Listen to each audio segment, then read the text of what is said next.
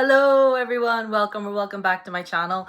My name is Katie, I am the Introverted Reader. In today's video, I'm actually really excited about today's video because you see by the title, we are going, you'll see my teeth? No. We are going to talk about everybody's favorite thing right now. We're going to talk about K-pop Demon Hunters. I've literally watched this movie so many times. I've watched it 4 times myself, and I've watched like other people watching it. I'm obsessed with the soundtrack. I've literally done nothing but listen to I've literally done nothing but listen to the songs this literally like past week or so. And I have notes. I have notes. So I'm gonna sit here and do a little deep dive, talk about it. I'll try and keep the spoilers at a minimum as I possibly can. But if you're on the internet, you've seen. But I would highly recommend going watching the movie, just in general. Like, just it's so good. Okay, but before we get started, I'm gonna do a lot of talking. So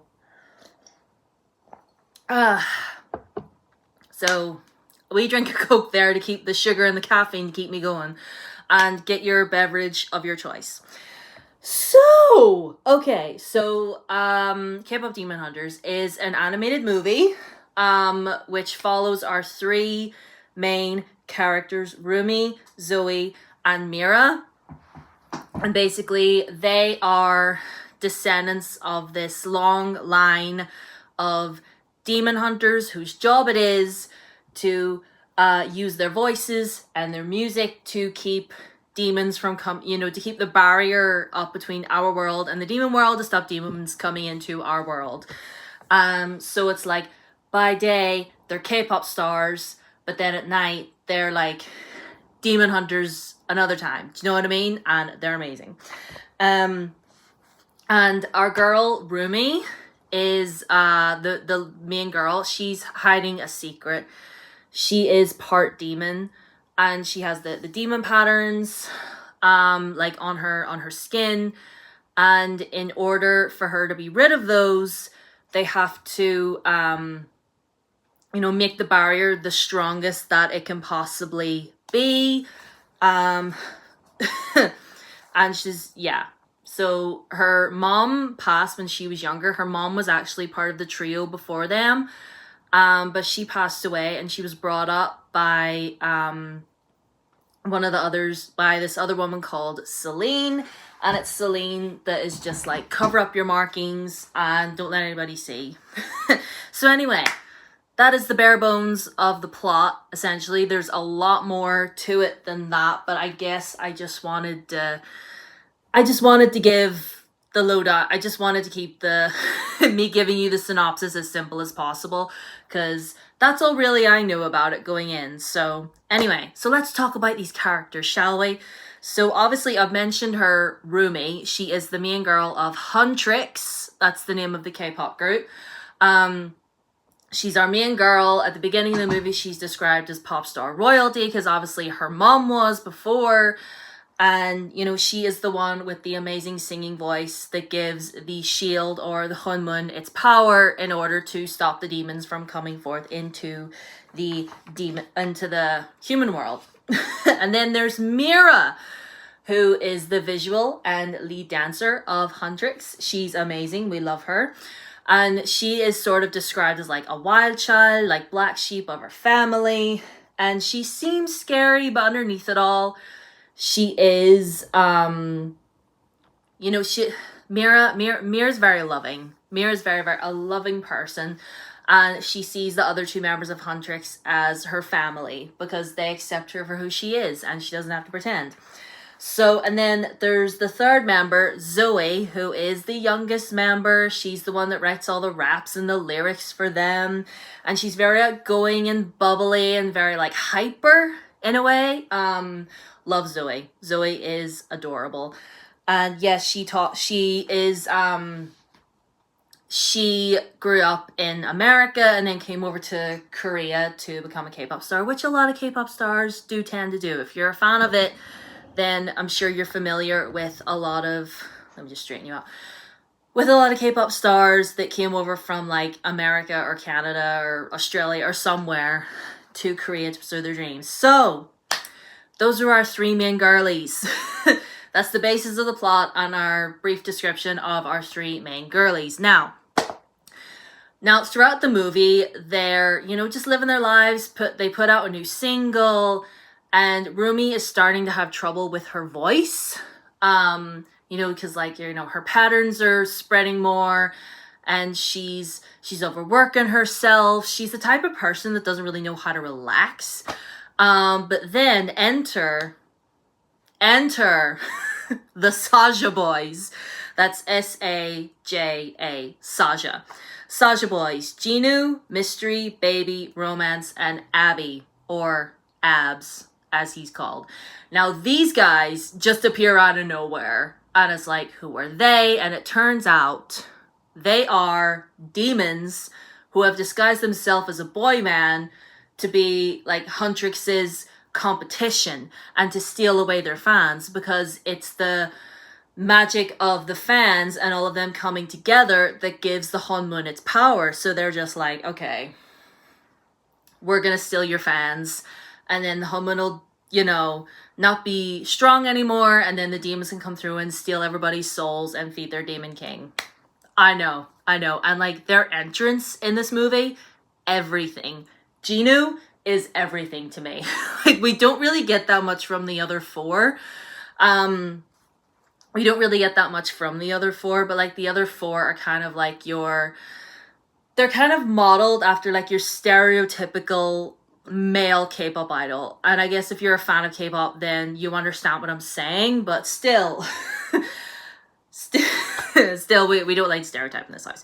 What was I saying? Oh yeah, so we don't get that much from the other four. They're kind of like your cookie cutter, sort of like stereotypical view of what a male K-pop idol is. And they come out with their new song, and fans start listening to them more instead of Huntrix. They're getting more and more popularity, and it's this whole thing. And then Jinu finds out Rumi's secret, and then the two of them start meeting up with each other, and they strike up a friendship sort of after he discovers her secret. And they grew close, and I loved their relationship in this film. It's so sweet and just pure, and it's just so cute. It's so cute because they open up to each other, and the fact that neither one of them has to pretend around the other because they understand each other so well. Like, oh, it's beautiful. And Jinu, our main Saja boy, is like our male lead or male love interest, I guess.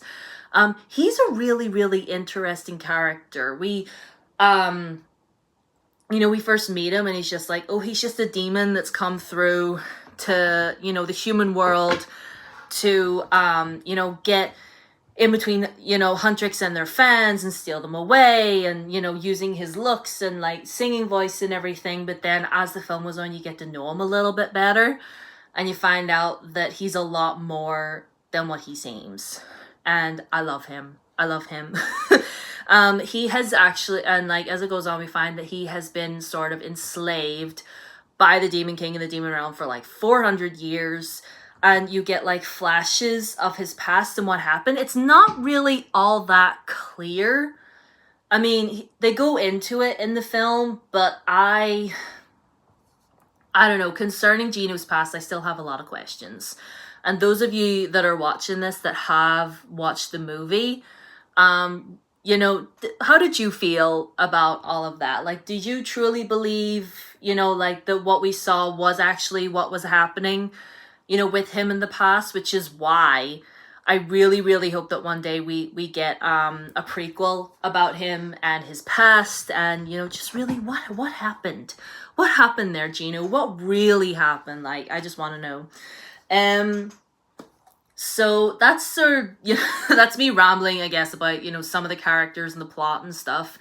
And, they're like, I'm just so happy.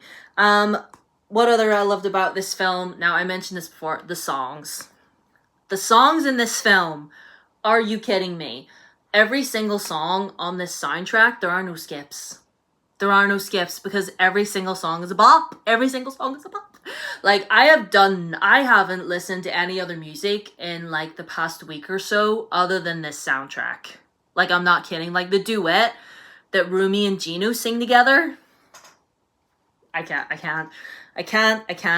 And Kevin Wu, who was a member of a K-pop group back in the day, does the singing voice for one of the Saja boys, and whenever I heard his voice in the movie, I was like, are you kidding? Like, so, songs. Every single one of them is a banger. And I've written here as well, I love the way the characters are so layered. Like, neither one of them felt flat, you know?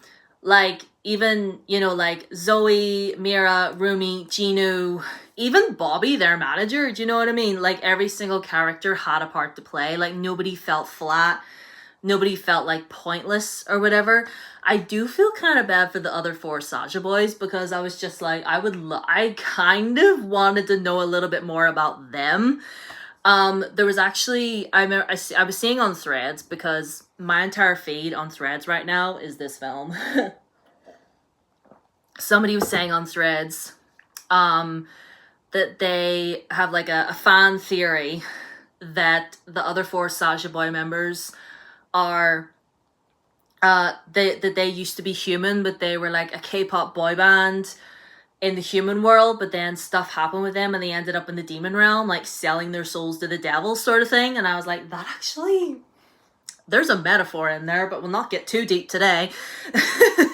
So yeah, the storyline was absolutely beautiful. You know, the fact that like your inner demon is a lie. Like, you do not need to cover up yourself, you know, for fear of shame or guilt. And that's what Rumi does throughout the majority of this film. You know, you see her patterns. And there's this scene where Mira and Zoe are trying to get her to go to the bathhouse with them. And obviously she doesn't want them to see her, you know, the markings. So she's like, no. And then she goes to Celine and she's like, maybe they'll understand. And like, the real sad part is that, you know, Mira and Zoe probably would understand because Rumi's their best friend. Rumi's their sister. Do you know what I mean? Like, you know, they would understand.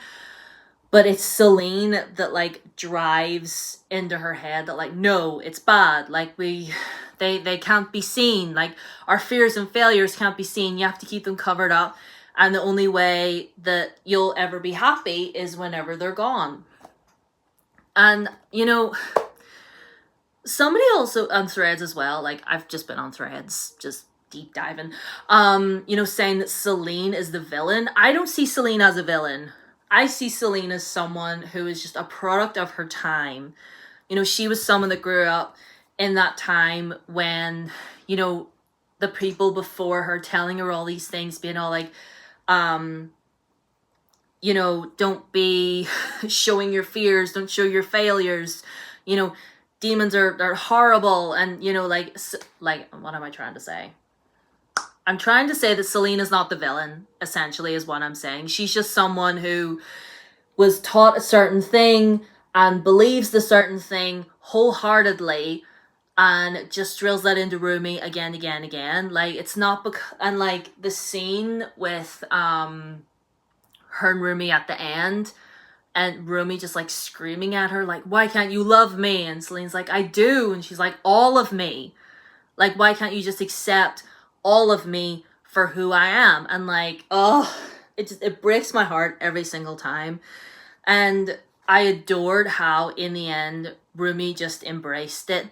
You know, she embraced it, and she's like, because like the human is meant to represent sort of like them and the connection between them and the fans and who they are as people. Like, it's not just like, it's something that connects all of them together. You know, it represents everything that they believe. And she's just like, you know, I don't want everybody to think that they need to hide who they are in order to be accepted. You know, and that's, again, that is why I love her relationship with Gino so much, because, You know, not just for the romance aspect, but just for the fact that he is someone that she can just relax and be herself with, you know? Besides Mira and Zoe, obviously. And it's beautiful. Like, the sisterhood in this film, the bond between these three girls is absolutely beautiful. Do you know what I mean? And it's just like, this is why we need more movies by girls for the girls. This is why we need more, because they're like, this was so well written. Like, the script was so good. Like, just everything about it beautiful. And like the animation, like, if you were a fan of the animation for Into the Spider-Verse, you'll love this, because it's very reminiscent of that. Because yes, it was made by the same people that made Spider-Verse. So yeah, there you go. Do I have anything else written down? No, I don't. And I think I've rambled on for way, way long enough. So tell me whether or not you watched this movie or not. Let me know what you thought, what your favorite song was, all the things. Even if you haven't watched this movie, I hope I haven't spoiled it too much for you, but like, I really, really encourage all of you to go and watch it, because a female-made film about the power of female friendship and just go watch it. Go watch it. Yeah, I'm gonna go now because we have adult things to do. The adult life doesn't stop. So, all my socials are down below as always. My Blue Sky, Instagram and Threads, and my TikTok. Subscribe if you haven't already. Ring the bell. I know I usually do bookish content around here, and if you're new here and you're into and you enjoy the bookish content, feel free to subscribe for that. And yeah, I'll see yous in my next video. Bye.